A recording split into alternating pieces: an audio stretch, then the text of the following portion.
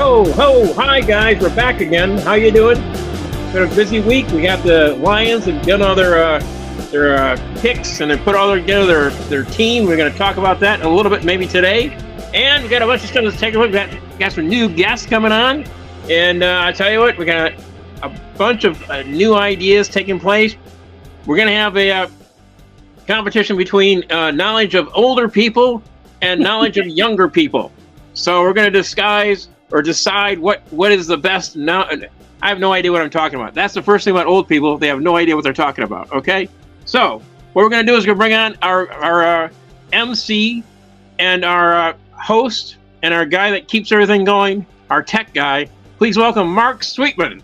Hey, Andy. Good to see you.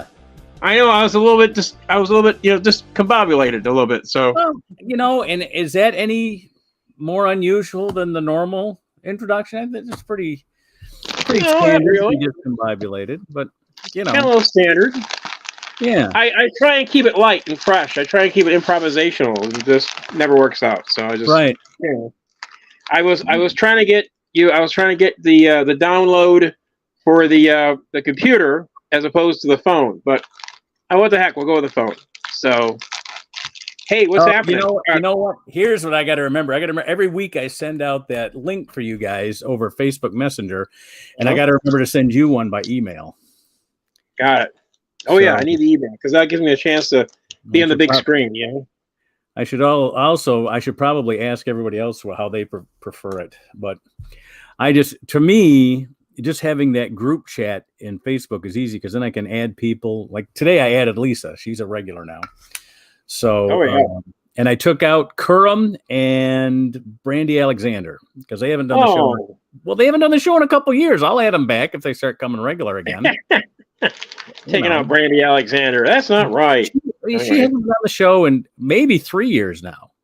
That's true. That's true. We started in 2020. Well, it's got to be less than 3 years because we're only about 3 weeks into our 4th year. So yeah. So she's been busy though. She's been out there working the circuit. She's actually getting gigs. Yeah, she should be getting gigs. I mean, once you get your tight 25, you should be working. That is true. That's true. Yeah. I've seen people working with a tight 10. That's kind of risky. You really should have 25. But that's the coach in me talking. I mean, I don't know how much I had when I started working. I had been doing it a couple of years just around Wayne State with Dan Lawton. Remember Dan Lawton? And Dan Lawton, Tommy Mannion, Pete Williams. And we had who was the 4th guy that was with us? No, I was the 4th. That's guy. Back in the 70s, right? Would have been me. Yeah. This would have been 78, 79. Yeah, late 70s, early 80s. I met my wife in, when did we start dating? 81? Wow. I met my wife in 79. We started dating in 81. Graduated in 79. We kind of knew each other. Mm-hmm. I knew her name before she knew mine. Which is the way it's supposed to be. She's attractive. I'm not. I need to bring something to the game. I'm not attractive, so I needed to bring something. As they said in the Zen of Steve, you had to show her something you could do, a thing that you're able to do better than anybody else. What was that? That I could do better than anybody else? I don't know. Sort of like building a house. Oh, there's the beauty right there. There's the beauty. Like Jessica Rabbit, he makes me laugh. Well, there you go. That's the expertise right there. Well, you know what? Before and I'm having trouble. Sammy has the new iPad that Jason gave him, and he used it last week, and it worked great. And now we're having trouble getting him in here. So here's what we're gonna do. Let me turn this over to Susan. She'll read her poem, and then I'll bring Andy back. We'll bring everyone else in. I'll go off and try to find Sam, and you and Jason and Lisa can run the show there for a few minutes while I find Sam. How's that sound? I don't know. He's so uncontrollable. Please, don't leave me alone. No. I mean, okay, that's fine. You're not alone. I'll start you off with a poem. Oh yeah, here comes. All right, here comes Susan with her poem. I'm gonna scoot out of here. There you go. Not sure if he's giving me his chair or not. Uh-oh, something popped up here, Mark. I don't think it belongs. What is it? It's a menu. Oh, here. There you go. Menu gone. Okay. Here's your poem. I write a poem. It's what I do. In verse, I'll give the news to you. This week, the news was very bleak. Joe Biden another term does seek. With Kamala Harris, he will run. The 2024 election should be fun. North Dakota has a near total ban on abortions. Should we invest in coat hangers and their contortions? In case of North Korean conflict and nuclear achievement, the USA and South Korea have made an agreement. Sadly, Bed Bath & Beyond is going under, so take your coupons to Big Lots and get their plunder. Correspondents' dinner happened at the White House. Biden is almost as old as Mickey Mouse. Disney sued Florida Governor Ron DeSantis over Don't Say Gay. Ron, did you forget the First Amendment? And this is the USA. Lawsuit accuses DeSantis of weaponizing government power. Yet political viewpoints are permitted. Mickey Mouse need not cower. Are you there, God? It's me, Margaret. Should be groovy. Judy Blume's 1970s book has become a movie. That's your news of the week. Enjoy. Here's Mark. Very good. All right. Thank you very much, Very good. Susan. That's our show's poet laureate. Let me get. Oh shoot! I know what I did wrong now. All right, so here we are. All right, let's get everybody who's here back on. Okay. We'll get started, and then I'm gonna go look for Sam because the man's 76. I don't expect him to push the right buttons every week. So. Finding Nemo. There you go. Anyway, joining us, our newest regular, and fortunately, someone. So she probably doesn't think she's young, but compared to us, I mean, she's half our age. So it really brings the demographic down for the show, which we've been looking for since T-Barb left 2.5 years ago. And please, a warm welcome back for one of the newest hot stars on the circuit in Southeast Michigan. Here's Lisa Green, everybody. Hello, Lisa. Hello. Good to see you. Nice set last night. Sam, Sam just popped up on the board for me here. Sam, nod if you can hear me. Okay. All right. Hang tight, buddy. Yeah, we can't hear you yet, but we'll get to you. Hold on. All right. Now, let me bring out everybody's favorite gay Republican curmudgeon. I love the way those three words flow together. Here he is, Jason Grant, everyone. I'm also the new PR director for the Guy Woodhouse Obstetrician and GYN clinics. And he's back with his new device, hopefully without any other interruptions. Here he is, Sam Greenfield, everybody. Hey, Sammy. Hey, Sam. All right, Yay! now you have me. Do you have me on the screen, or do you have me on this? I think I'm on the phone. I don't know where you are, but you're on our screen. You're going out onto YouTube right now. All right, I'm going to turn the phone off, and we'll see if you still have me. Okay. Okay. All right. Wish me luck, kid. I already warned the rest of the gang before we went on camera that if we had any problems, I would take myself off. They would hold down the show while I tried to get back to you. No, I can't see you now, but we can hear you. So whatever you have on, and now we can't hear you either. All right. So let me see if I can find a topic for you guys to discuss. Hey, let's talk to Lisa about her new show. Oh God. Over in Depot Town on Wednesday nights. Give her a chance to plug that while I'm away. And I gotta ask Lisa. I'll be listening, but I got to go get Sam. If there's going to be a Judy Blume movie, who do you want to direct it? David Lynch or Tarantino? That's a question, but I'd say considering Judy Blume is more child territory, children's, I'm like, I don't want Tarantino touching that. Just no. Like, do Lynch. That's great. Maybe have to, or maybe Lynch's daughter. She can direct. Yeah, she did. What didn't she do the movie? Didn't she do Mulholland Falls? Or am I mistaken? Was that Sophia Coppola? Not Mulholland Falls, but it's Mulholland Drive. Oh, Mulholland Drive. All right. Yeah, that was David Lynch. Yeah, there you go. All right. Andy, would you please put away whatever it is you're munching on? It's coming through loud and clear. If we can perhaps wait for the feasting till after the show. I mean, I'm just asking. I'm not telling. I'm just, there you go. Doing much like better. Snacking on here. Oh, you know, I mean, come on. We have a cadre of fan, and I think we need to, sort of, maintain a certain level of professionalism, just in case someone actually does watch.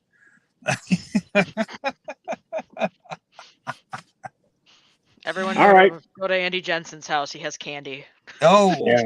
Well, that's one of the things that I'm no longer allowed to distribute. So I'm marginally jealous. But as I said in my delightful set last night, I now finally have a job where I get to wear a Jeff Bezos gimp suit and drive around in a nondescript van in the middle of suburban neighborhoods when all the adults are either busy or not at home. So I think I've reached that point of being that I've searched for so many years. Yeah. You have an excuse to be a person of I've got an outright justification. I think at this point, I mean, this is, what can I say, folks? It's a trope. It's a stereotype. I'm leaning into it. What do you want me to do? This is the way the world is. Speaking of the new world, I want to talk to Lisa about her graduation. Oh, yes. Okay. Sure. And her new viewpoint on how life is. Okay, so this is you articulating your worldview to us about what the youth think is happening today. Why is this always what I do on this podcast? Because you're the youngest person here, for God's sakes, and we have no idea. We can't talk. We have no idea. We're still using cool and stuff like that. You guys if I get within 500 feet, the little box on my ankle starts shocking me violently. So you're as good as we're gonna get. You're the youth of today. You're the zeitgeist of your time right now. You're the I love that word, zeitgeist. I do love that. Yeah, time ghost. Love it. So perspective on what, like specifically?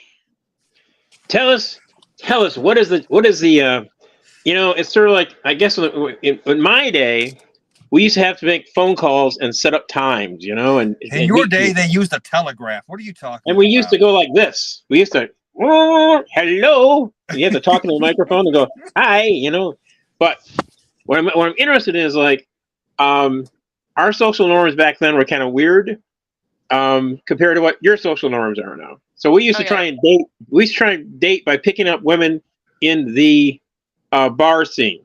Speak for yourself. But that's it. You know what I'm saying? We used to actually go there and we sat down there. We tried to do our best one-liner and get shot down, and we had beer, and that was it. So that was all we would do. Essentially, that's all we had. So I'm not asking you to tell me what the world is like out there, but how do you guys court with each other? Well, there's courting and then there's courting successful, which are two different things. Nowadays, well, I can tell you I did not court successfully. Okay, that was okay. Well, for the unsuccessful courting, and this is a lot of people. Apparently, it's just you message a girl on Facebook at like 1 a.m, which we call booty call hours, and you say, "Hey, you up?" or "What you doing up, girly?" or like some bullshit like that. It's gross and disgusting, and I hate it, and nobody that I know likes it. And in one case, I have a friend who like put clothes on the Facebook Marketplace, like was just trying to sell her clothes, and like kept getting. That's it. It was totally innocent, just selling clothing, but had to model them and was wearing it. It's nothing sexy, just regular ass clothes. And just dudes in her inbox were just like, hey, I'd like you with those or some bullshit. What? Does this work for somebody? Do you think this is gonna work? I don't know. I don't get it. It's just. Well, that leads to another thing in terms of like we used to actually in high school we would cruise from one end of the bar to the other, not the bar, but We go from the high school all the way down to like the little chef place, and then all the way back. And everybody was just kind of like, trying to say, "Hey, how you doing? Hey, how you doing?" From a car 40 feet away. And that was about as effective as we had. So, that ain't doesn't no work. No, sense.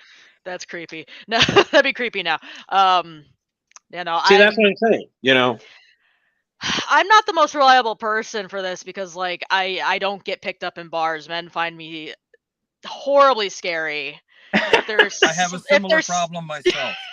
Well, if they're here's secretly some of the turned dates on, I don't know. Here's some of the dates I've had. A woman decided that at a moment while we were having like a small drink in her apartment, that to loosen up the mood, she decided to read her castration poetry. So I'm gonna go. Is there a door out of here? Can I just get out? I didn't know you had met my mom. I didn't realize she was so fluent in castration poetry. Okay, but that was an actual true story. Andy, she needed the visa. Okay, that's the way it is. Sometimes you got to do what you got to do, And that I come from a time in the neighborhood where the chicks used to pull up at a 1969 Chrysler Barracuda with a Hirsch shifter 4 on the floor and give you that wink, catch me, you can have me, and then they'd lay 100 feet of a solid rubber all through 3 gears. Nowadays, I was never in that neighborhood. Well, I was never in that neighborhood. It's nowhere near the same now because now they're on rent by the mile electric scooters, and I'm not sure that has the same cachet. I think that's, I think it's a little different. There was a scene on Comedians and Cars and Coffee. It was between Seinfeld and the actor who was from 30 Rock. Yeah. And the guy said basically they came from the same neighborhood. And it's like, so, yeah, there's like, there's a whole other group in the high school that was like, they seem to be having like, naked twister going on. And we're all kind of in the group that's kind of going like, what are you going to have? I'm going to have Fritos, or I'll have the barbecue Fritos. And that's their question. That's all they were able to get because they just couldn't possibly make it. Yes. All right, now I got Sam back with his brand new equipment. So now Andy, you mean the iPad or something else? No, the thing you sent him. Okay, all right, good enough. Yeah, and I've already stepped him through. I'm going to bring him on right now. I just want Andy to know you are now the low tech guy, Andy. Of the group. I'm the low tech guy. You're the low tech guy. You're the guy whose voice is going in and out. Because here's Sam back with us from the Lower East Side of Manhattan. Sam Granfield, welcome, Sam. By the way, when you said Republican gay curmudgeon, I thought we had Lindsey Graham on. So close. Oh, well. We are so the close. The difference is that one more, there he is. Yeah, Jason there we go. Is out. He's back. Here's the difference. I don't know if he's on the phone or on the iPad. Who, me? No, I'm on the iPad. There you go. You're looking great, Sam. Okay. Thank you. Oh, by the way, the person you were referring to, Andy, was Alec Baldwin. Alec Baldwin and Gary Seinfeld are both from Massapequa, which I know because my wife's from Massapequa. Wow. And Alec Baldwin's father was a teacher, a high school teacher in Massapequa.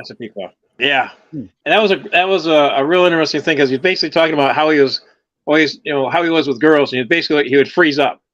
He would like go, it's like it's a great segment if you ever get a chance to see it. So, we lost. Well, I mean, Mark, maybe I can ask you this, Mark. Do you remember a time when all the chicks knew how to drive a standard transmission and were, even if they were in a slant 6 Duster, and like I say, you really had to keep up with them, and more often than not, they could smoke you under the table at the Blue Oyster concert.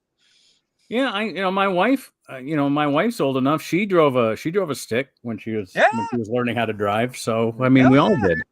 Yeah, that was the standard. That's why they called it a standard transmission. There you go. It was the standard. Yeah. All right, now Lisa, I want to ask you this: is car knowledge and stuff as important now as knowing your phones? It's more important because cars technology. That's not Lisa. Listen, I haven't had a car in 12 years because I live in New York City. If I bought a car today, I'd have to go. Well, thank you, Andy, for drawing all the energy out of the room and bringing the conversation to a screeching halt. Andy. Sorry, I was just being curious. That's all. Are you guys ready for my non sequitur? Yes. Yeah. All right, here it is. Massapequa is 3 fare zones on the Long Island Railroad away from Manhattan. So that's wow. Just a random fact. Yeah. Well, so Alec Baldwin was he's very good on that series. He's a terrific actor. He's not a nice guy, but he's a terrific actor. Yeah. Not a bad shot either. Does anybody remember? Somebody asked Lisa that question again, and let Lisa answer it this time. Oh, so what was the question for Lisa? Something about cars and I was like, what do you mean? Like, which is more important? That was weirdly worded, but I mean, people freak out when their cars don't work, but no, it's not as important. I think that a lot of people don't know anymore. We're not really being taught what to do, and I don't know. If you're a car person, like if you're a car guy, obviously and that's like a whole thing. But I think a lot of people would they freak out when that happens and they have to figure it out. Out here in the suburbs, it was actually kind of a big deal, and everyone worked on their cars, and Am I wrong though? Am I wrong? Isn't it? If you own a car now, if you just bought a new car today, isn't there a lot of technology inculcated in that you would have to talk to somebody to learn? Yeah. It's impossible. You're not going to work on your own car unless you're a mechanic. Oh, I don't mean work on it. I mean drive it. Yeah. All the buttons and everything. I mean, I have a friend who buys a new car every 11 years. Okay. He lives in Brooklyn. No, well, because he drives it. Yeah. He uses it's a Hyundai.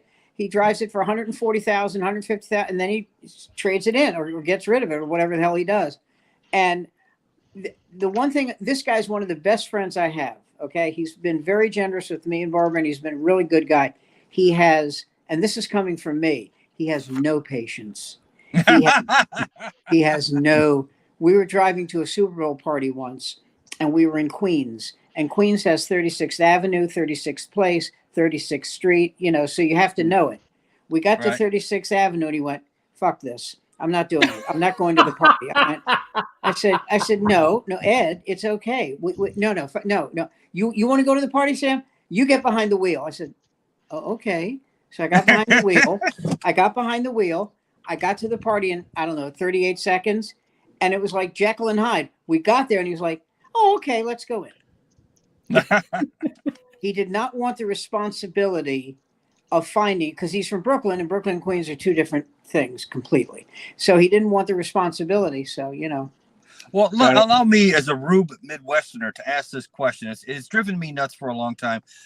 Because the thing about New York City that I don't understand, you say Brooklyn and Queens, are those separate cities? No. Part of New York City? No, New York is 5. I'm sorry. New York is 5 boroughs, which are counties. Okay. That's New York City is New York County. Queens is Queens County. Brooklyn is Kings County. Okay. Staten Island is. Oh, you must be a fireman. And I love firemen. Yeah. And the Bronx is a county too. And the Bronx is a county. And so there's 5 separate boroughs or counties. But when people say New York City, generally they're saying Manhattan. Yeah. Okay. Is that a borough as well? Oh, absolutely. New York County. Yeah. Oh, absolutely. Manhattan is a borough. Manhattan is a borough. You can imagine it would take Jason. It would take state. Oh, did I just go out? Yeah, you did a little bit. You did. If you can imagine, if the state of Michigan changed their laws, they could make Detroit one city with the 5 counties.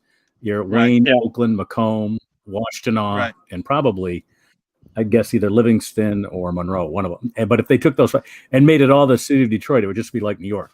Because at one time, New York wasn't that large, but it grew. But it grew Detroit to be that large.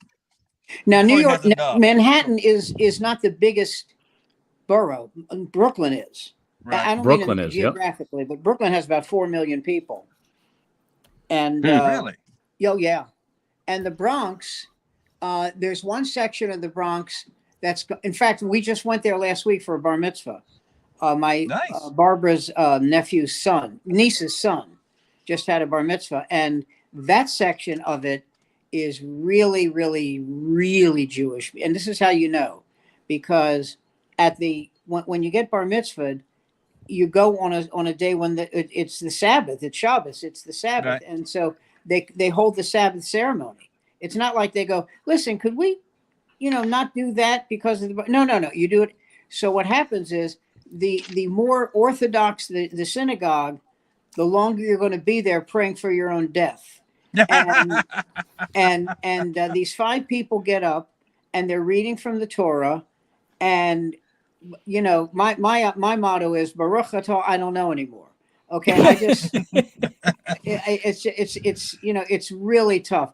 And Barbara looks at me and goes, "Do you remember Cassie's bas mitzvah?" Like this, she's whispering. I went, "Yeah." Remember how long it took? I said, "Yeah." I said, "Well, that's because we hired a rabbi to do it who plays guitar and smokes pot."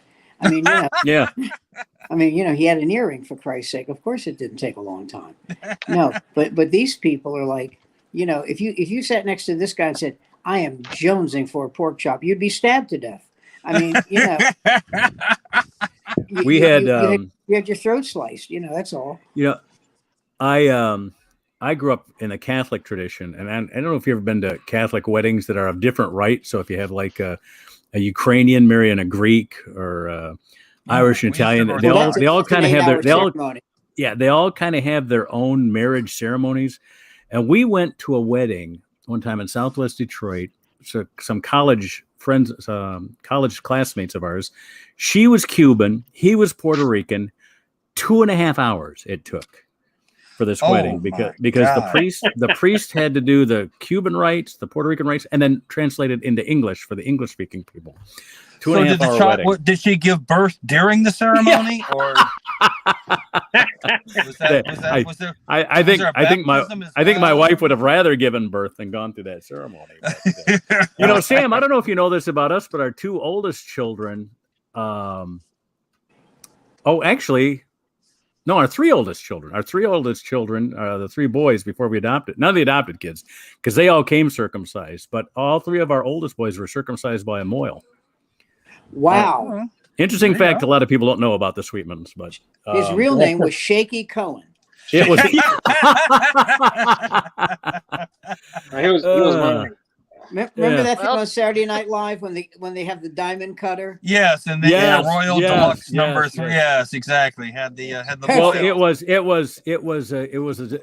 where my wife's Protestant, I'm Catholic, and it was like the families were fighting over how the children should be baptized. And we says, well, fuck it, we'll have a mohel do the circumcision. then they can all be pissed at us, and we'll get over that. I do this joke when I was doing comedy where I'd say, there is no more cruel exercise than circumcision. Think about it.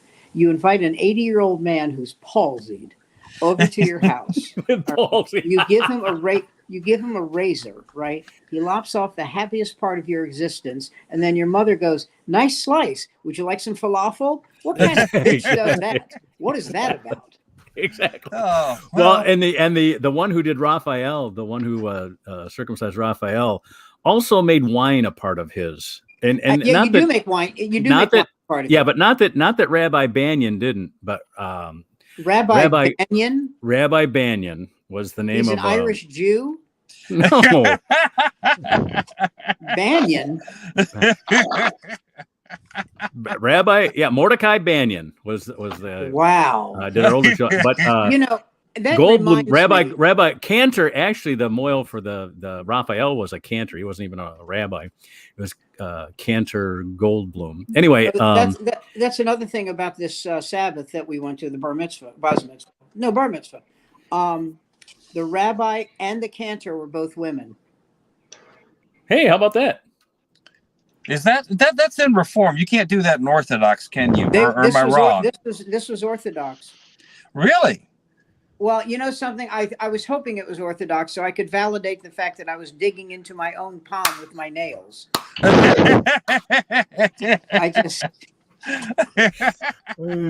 It's the only time in our marriage I've ever had to look at Barbara and go, "Why are you so impatient?" Because normally it's me going, "Listen, I'll tell you how bad it was. I haven't lit a cigarette in 15 years. And I said, I'm going out for a puff. I'll be right back." Well, the Orthodox or the Hasidim, actually, it's I don't know. Well, now that's ultra Orthodox. Hasidim is ultra Orthodox. So okay, all right. But they're in the, I don't know if you guys are familiar with the Oak Park area, but they've been there for a long. I mean, when I was a kid in the 60s, right, Oak Park was the Hasidim and the Orthodox, and they're not leaving. And they're not leaving. You're absolutely correct. All the liberal and Reform Jews all moved out to West Bloomfield, but the Hasidim and the conservatives stayed in Oak Park.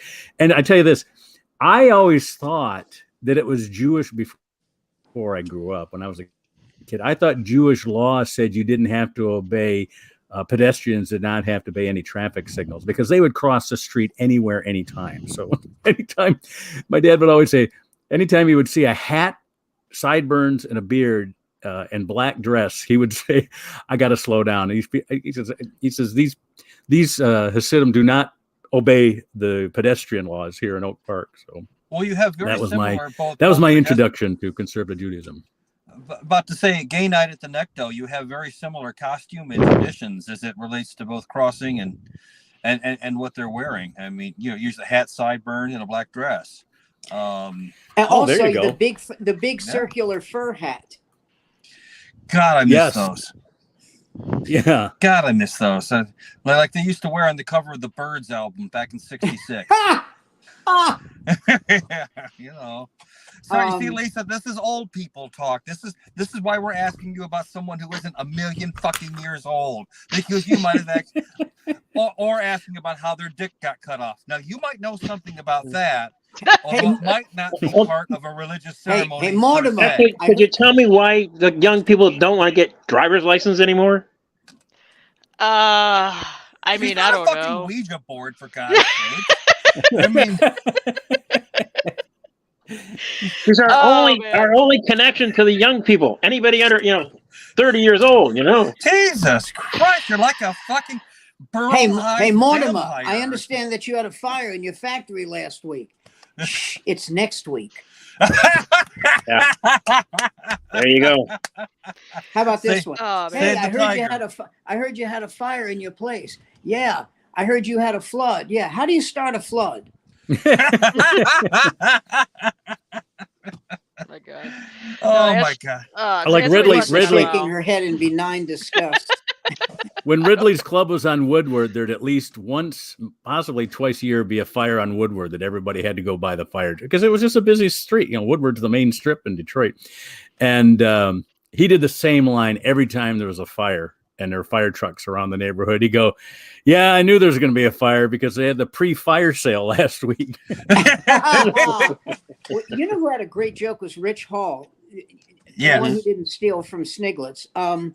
He had this joke. He said, Sam is Jewish, and they have certain customs because they don't believe in heaven, and Bob here is Catholic, and they have certain customs because they believe in heaven. Now, I'm Methodist. We believe you don't get into heaven unless you bring a covered dish. Oh, look at this. The Halls are here with look at that, with macaroni and cheese. That's nice. I love Rich Hall. Oh, God. He caught a lot of hell. Well, you know what he caught hell for? Remember Sniglitz? Well, did he mispronounce Sniglitz once? And no, that's very funny. No, he caught hell for it because he was using the jokes that people sent in as his own. Well, yeah, but he was soliciting people to solicitate. He was soliciting folks to come, to send him Sniglitz. I remember he had like the potentator, which is the largest French fry in the. If you ever say soliciting again, I'm going to think you're on Amos and Andy. Oh God, the kingfish. God, who could forget kingfish? I just saw 2 episodes of that. Really, a friend of mine had the entire collection. He used to regale me in the whole Amos and Andy TV show. Which, by the way, if anyone goes back and looks, you know what? That everyone had a job. Well, see, that's what bothered me about it. That's what everybody, like Bill Cosby saying, this is a disgrace. No, it's not. No, you're kidding. No, it's not. There were doctors and dentists. What's his name? Amos was a cab driver. Yeah. Andy owned his own business. Right. And Kingfish, He was like, you know what he was? He was the Black Ralph Cramden. Yeah, he was a comic relief. But he was, and the only J. Algonquin Calhoun, Johnny Lee, played by Johnny Lee, was a lawyer. The only character that makes you cringe is Lightning, who was the janitor. But you know the funniest thing about Lightning? That man, the real actor, lived to be 90. Yeah. He outlived them all. Well, just like a guy like Stepin Fetchit, who made, obviously we Stepin Fetchit is a slur. You call someone Stepin Fetchit, it's on, you know. Right. But it's not like you're in the Panthers, right? No, but that man, you know, went on to be a director and. Oh no, he did a lot. And here's the other thing: it's not like there were jobs for black actors jumping out of the woodwork. Well, again, the old Hattie McDaniel quote, you know, I can be a maid for $50 a month, or I can play a maid for $500 a week. You know, what always pissed me off not about her, but that happened to her. So she's nominated for an Oscar. She couldn't sit in the main auditorium. Right. Did they find a way to circumvent that and bring her in? Or? You mean that year? Nope. Yeah, no. Because back when I was in law school, several of the cases that I read were involving the South and various laws involving integration and whatnot. And there were several times when NASA would, because, you know, a lot of what NASA was doing was in the South. Sure. LBJ had been one of the main sponsors of the whole operation in terms of its funding while he was still in the Senate. But there were a lot of black engineers who were subject to all kinds of crazy racism that now you look at and you go, the one case we read is because at a hotel where they were having a symposium, one black engineer had a plate pulled from his hands by the staff because we couldn't have his black hands besmirching. Oh, God forgive them. Even though while he's, you know, an engineer on the Apollo program, you read about this stuff and you just cringe. You just can't believe people behave this way. 2 years after Hattie McDaniel won the Oscar, Greer Garson won an Oscar for Mrs. Miniver. Really?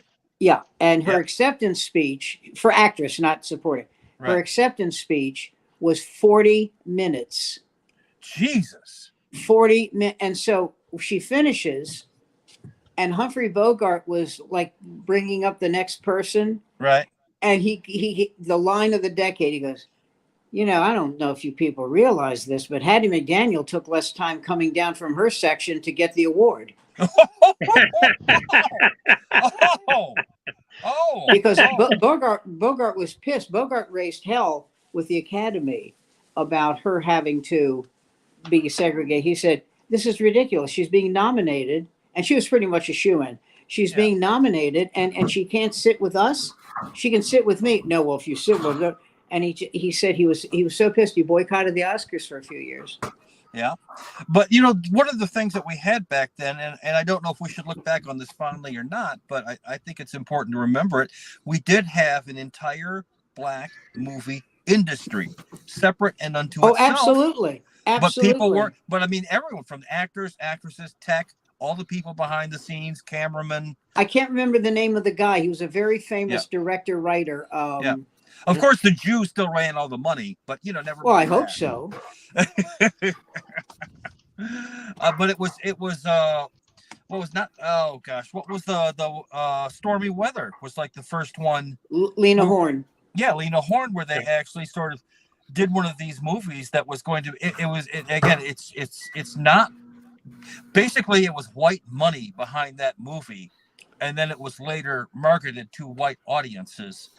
You know, right? Obviously, in certain, I mean, it wouldn't have done well down south. You remember the TV show on Comedy Central, Stand Up? Yes. And my friend Frank Santarelli was the elevator operator, and Jon Stewart was the host. And every week they had it, or every show they had a different theme. You know, it could be baseball. So this particular night, it's Jews, and I'll never forget this. Jon Stewart says to Frank, "Jews, Frank," and Frank goes, "Oh, you're telling me." "No, Frank, I mean."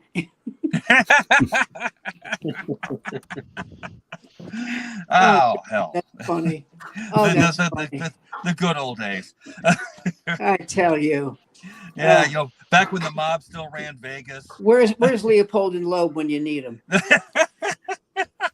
All right, I'm making a production decision right here. We're starting a new feature. This part is called Andy Interviews Lisa. So let's see how well this goes. We may make this a regular feature. Here we go. Andy interviews Lisa. Here we go. So Lisa, you experienced a new graduation this year. You got yourself a degree in English. So how do you feel about that? What do you think? What do you think is a future for you in the English department? Do I think there's a future for me? Oh God, I don't know. I mean, it's such a weird time to be in this major because of ChatGPT and everybody's just like, oh, we're gonna lose all of our creative writing and all of our creative everything into ChatGPT, and that's just gonna come in a few years, and that's really scary.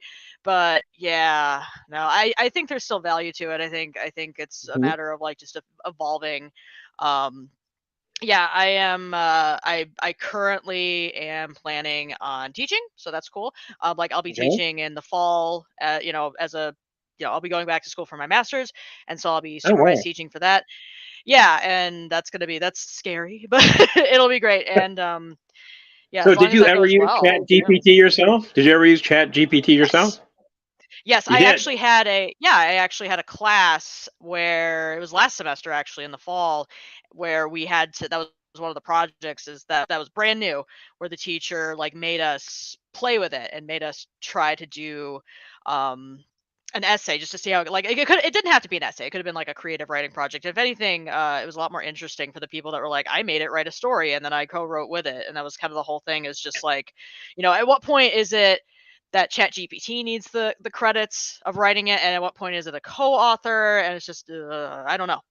That's a question. So I mean, yes, that to me is a scary thing. I've been watching this stuff from Boston, and they're showing the new sort of robots that they're making, the dog robot, and they're just so accurate. I'm going to me, that's kind of wow, this is really futuristic. But I'm going also this is kind of terrifying. So. But so when you were doing your material last night, how do you get your material? When you basically make it on your own life, is that basically what you're doing, or you got some sort of literary connection? Do I have a literary connection? Oh, I don't know. I mean, I incorporate what I studied into my comedy. Absolutely. I don't know. That's just part of how I think. But yeah, most of it's from my real life. Most of it is just walking around all day. I would say the biggest difference between a writer and not a writer is the writer takes the ideas and writes it down, even if they don't flesh it out. It's just have it as soon as you think of that thing, it's oh yeah, no. And that's it.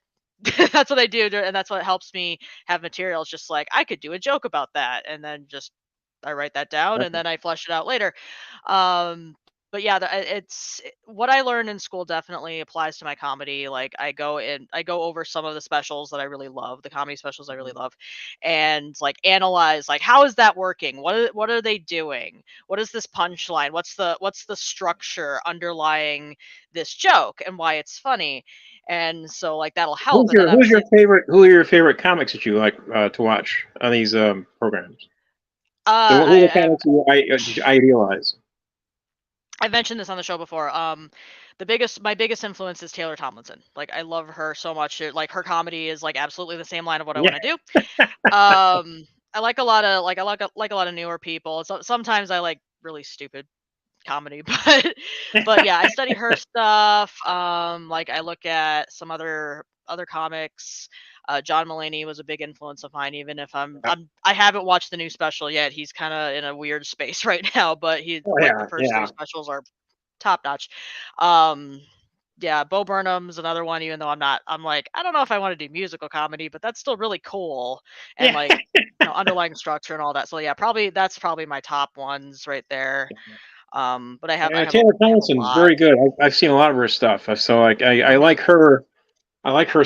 Her conversation is somewhat more relatable than the other two that are. God, what's her name? What's the other women comics? There's Eliza Schlesinger. Eliza Schlesinger. I don't get her. She's friends with some weird people. That's why I do like her comedy, but she's friends with some odd people. So that makes me say, I don't know. But yeah, some of her stuff is funny. I think some of her stuff is funny. Yeah. She does a bit about like, you know, when you invite a guy over and then like you're just wanting to get him out as fast as possible. So basically you can just go back to being the dragon lady that you are, where you're not having to be sexy for somebody, and which is very funny. It was a good bit. She has a couple other really good jokes, but sometimes I'm just like I don't get it. But there's some good material there. And let's see, the other one, Amy Schumer is another one. Amy Schumer is good. She's sort of good. I think she spends too much time like in a degrading type of thing, you know. But I'm thinking like she's always harping on the bad sex, how bad she is, and all this stuff. I like Tomlinson because she goes into this whole thing about, you know, the religion. You know, it's like, you know, her parents kind of like, they're not perfect. Everybody's gonna think we don't have perfect parents, you know. When you ask them, it's like, what's this dent in the back of my head? Well, we tried, you know. It's like, It's like, what are you guys doing? We're just trying. That's all, you know. We're just trying experiments, you know. You were slippery as a kid, okay? That was funny. I thought she was pretty good. But Amy Schumer, I thought was pretty good. You know, she's a very good actress. I think she has some good material. But I really like Amy Madigan. Oh, okay. Her stuff, I think she's got a really good sense of humor. She's got a good sense of, you know, she really tells a story, I think. So. Okay. But have you seen any of her stuff? No, I haven't. It's hard sometimes to find female comedians because it's like, you know, for every one female comedian special, there's several other male comedians. So it's like trying to find okay, which ones are the good ones? Which ones are the popular ones? It can be a fun time. All right, so let me ask you a question, and this was given to me by our man Sweetman. What about your depot room? What about your room you're running in the depot town? Yes. That's brand new. I just started running. How do I what? Sorry. How did you get started doing the depot room, and what it's about? Okay. So for that was just you know, I'm pretty sure it's not like a typical like this is how you get an open mic. I don't know, but like it was really more that this was an open mic that they had been doing at this brewery before. Like it had been formerly hosted by DJ Cam, like Cam Comics, Kool-Aid Cam, who is he's a comic artist, he's a rapper, he does a lot of cool stuff. I've met him, he's super nice. Local guy. And so he used to run that. And then I don't know why he stopped, but you know, basically the bartender, who's really is the manager and the brewmaster and all but name, they said to me like, I just don't have time to run this. I have my own event, I have other things. It's like, so I don't really have the time to run this Wednesday night open mic. And so I'm just like, well, I would love to run it for comedy. I have been talking to people. They want to have this room. They want this space. So I'm sure it could go well. And they were just like, yeah, that sounds like it would be great. And you know, so at their behest, because they were, you know, they were cool with it. And I've been going to this bar for a while. Like I do karaoke there every Tuesday anyway, and I've been doing that for a while now. So like they know me, they know I'm cool, they know that I'm generally pretty responsible. Nice. And so that's it. It's just knowing people and being in the right place at the right time. So how do you get on to this open mic? So I keep it pretty like open in terms of like right now I have it so it's you can pre-sign up or you can just show up, go up, and I do the pre-sign up because like, you know, there's other mics that night. There's also Plymouth Roadhouse is that night, Parts and Labor is that night. Some of the more established comics, they want to double dip. They want to do 2 nights at once. And or two mics in one night. And so like because of that I want to be like, well, if you want to like show up at mine first and then go to this other one, totally cool with that. And I've done that. Like Dan Turco wants to usually does that, has been doing that. So that's why I just try to be flexible for the sake of the comics. Like if they want to, you know, do multiples. But yeah, I also like right now, if it keeps that way, like if it you know, until I get way more interest than I have space, it's gonna like I allow for the show up go ups, and that's probably the majority of what I get is show up go ups. So where do you tell people about this? Mostly on Facebook and stuff like that, or is it on? Okay. Yeah, I do. Cool. Yeah, I do a lot of like I do mostly advertising online on social media. I have a couple of flyers. Like I'm still looking for spaces to put it. But it's a pain in the butt. It's a pain in the butt Yeah. to do flyers and then take them down or whatever, or, like update them. And so that's why like social media is really where it's at when it comes to advertising. Yeah. And a lot of people would tell you that's like that's what you really got to do, that's where you got to hit people, and Facebook is the best because that is the a really good place for events.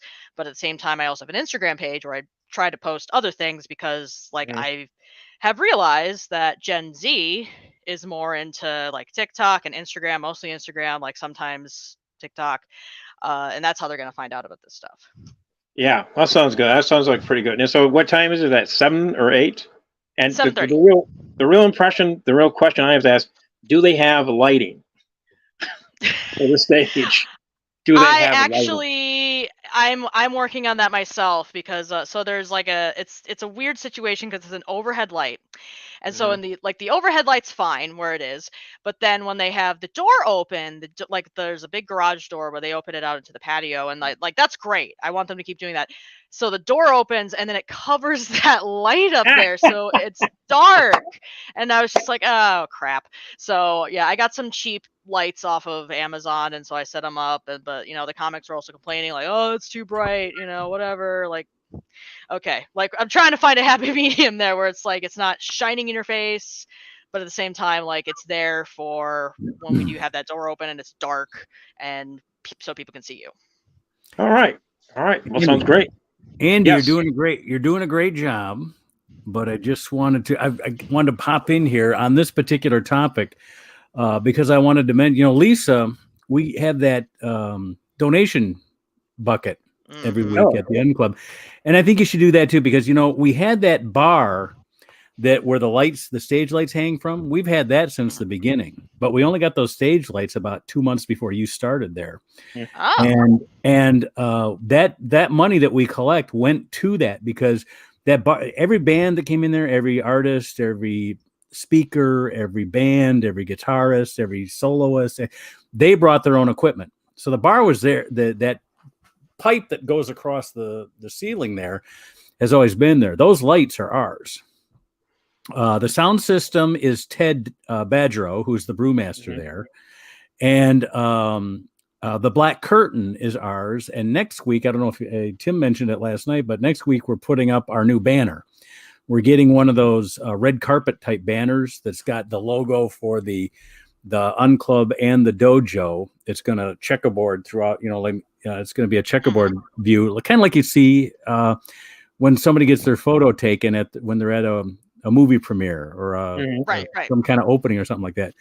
And we have like a, and so even though we're only collecting sometimes $2, but sometimes as much as $40, all that goes back into the show. We haven't paid anyone yet, although I'll admit that before the pandemic, when we had some paid shows where we actually had admission tickets and stuff like that, but you have to build up to that. But I would suggest you, at the very least, get a donation bucket over there at 734.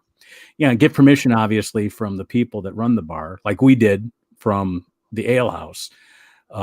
We wouldn't have done that without their permission. But Tim got the idea from all the other acts that put out the pitcher. In fact, that Fill the Pitcher belongs to the Ale House, and they just give it to whoever the artist is because they don't pay the artist either. Everybody goes by donations. So I would suggest you do the same thing. 2 reasons for that. One, it helps you for things like the lighting and the sound system that you can put money into that remains yours or remains the show's if you want to incorporate it that way. And the other thing is, let's not give people the idea that we're always going to do free shows all the time. I mean, at some point we got to start monetizing this thing, A lot of people do YouTube shows and hoping that one day they'll get advertisers.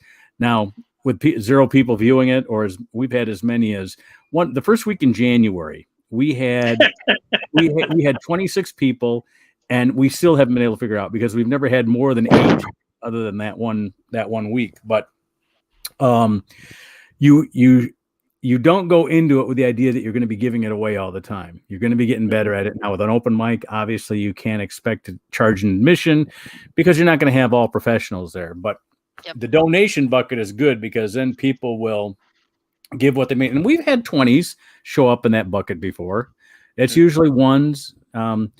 Somebody insulted us with a penny one time, but I'm hoping it was myself. I have to delude myself by thinking it was $1. Somebody threw in $1 and then a penny or something like that.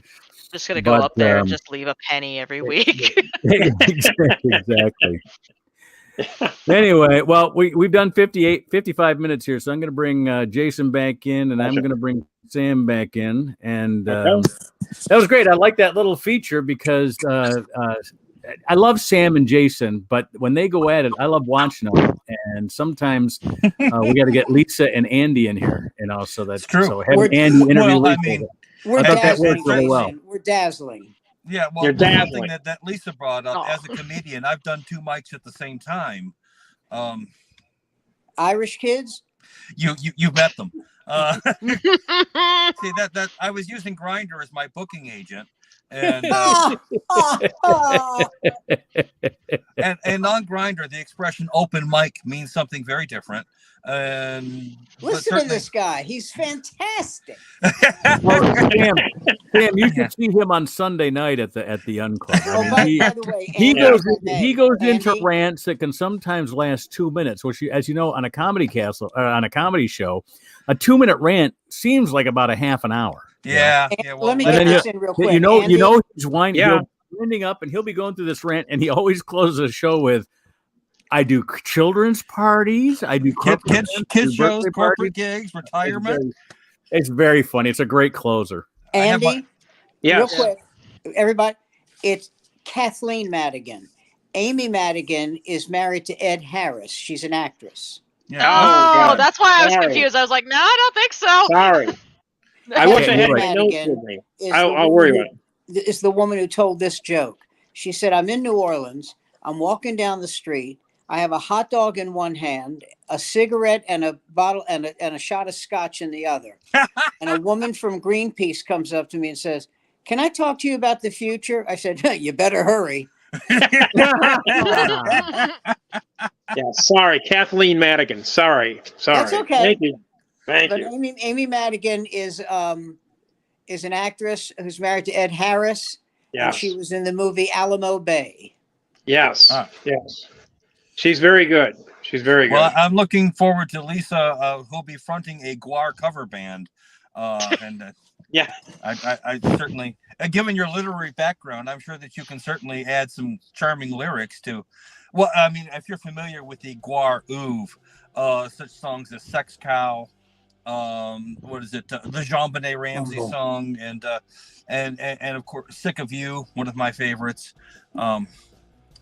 Just saying, I think you'd be great. You'd be perfect. You'd fit right in. Okay. I have a Kathleen Madigan story, but it's going to have to wait for another time because it's going to take longer than the 2 minutes we have left here. Has anybody else heard the rumor about Amy Schumer being a lifter? I have. Yeah, I have too. Kathleen made a specific argument about it with somebody else. They had actually had a conversation about Amy Schumer stealing stuff from them. The joke was if someone does a joke you've already heard, it's parallel development. If someone did a bit that you've heard, it's forgetful, willful ignorance. If somebody does a whole set that you think you've heard, it's an Amy Schumer special. Yeah. But I had never heard that until like a few months ago.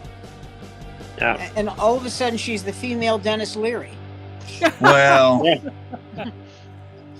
she's also kind of sitting on top. So when you're on top, everyone's going to be right. thinking, They're looking right. I had never heard that. I do know this. When I waited on her, she left me a $20 tip. And when she came in and that was for lunch. And when she came in for dinner later that night, she left the guy a $50 tip. There you go. Amy's okay with me. She's up there in Liz Taylor territory. Well, we've done it again. We spent 60 minutes talking about comedy and our lives in comedy and our shows. And I want to point out that it was Andy who was more interested in children this week than me. Oh, well, that's good to know. Well, we'll put that on. We'll put that on as CV. Anyway, I knew he was a all you guys, Renaissance. now, I knew he was a Renaissance man. the 5 on the screen right now, we're going to stay online, and we'll talk after we get done here. For everybody else, we'll be back next Monday night at 8 o'clock, and we'll see you then. Thank you. Good night, everybody.